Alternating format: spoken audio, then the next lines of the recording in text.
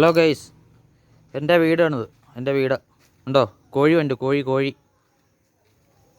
ചുറ്റും വീടുകളുണ്ട്. അയൽവക്കത്ത് കുറേ വീടുകളുണ്ട്. ദേ കോഴിക്കോട്.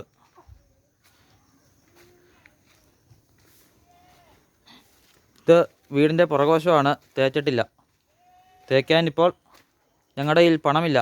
അപ്പോൾ അതുകൊണ്ടാണ് വീടിങ്ങനെ കിടക്കണത്.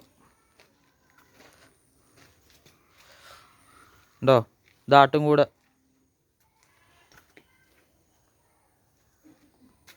ഇത് ചെറിയ വീടാണ്. ഇത് ശരിയാക്കി കഴിയുമ്പോൾ വലിയ വീടായി തോന്നും നമുക്ക്. മെയിൻ്റനൻസിന് കൊടുത്തേക്കുവാണ്. ഇതുവരെ കിട്ടിയിട്ടില്ല.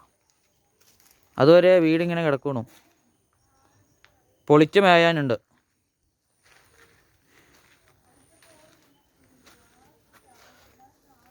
അയൽവക്കത്ത് വീടുകളുണ്ട്, ഒത്തിരി വീടുകളുണ്ട്.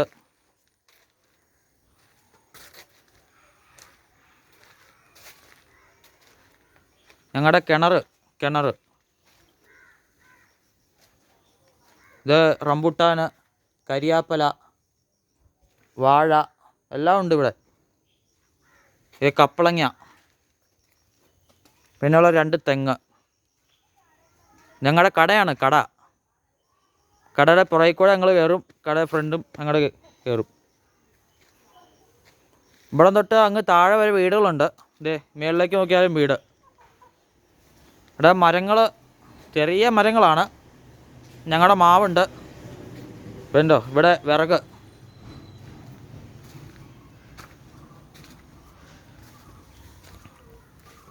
ഇവിടെ ഇങ്ങനെ നോക്കിയാൽ ഞങ്ങളുടെ വീടാണ്. ഞങ്ങളുടെ വീടങ്ങനെ ഇപ്പോഴും പോയി കിടക്കുവാണ്. പിടി നേരത്തെ മുതലേ ഉണ്ടായിരുന്നതാണ്. മെയിൻ്റെനൻസ് ചെയ്തെടുക്കാൻ പറ്റിയില്ല.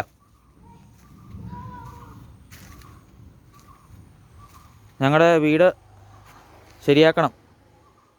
അപ്പോൾ ആരെങ്കിലുമൊക്കെ ഒന്ന് വീട് ശരിയാക്കാൻ സഹായിക്കണം. വേറെ മാർഗ്ഗമില്ല. പൈസയും കുറവാണ്. ഒരുപാട് പ്ലാനുകളുണ്ട് ഈ വീട് ശരിയാക്കാൻ.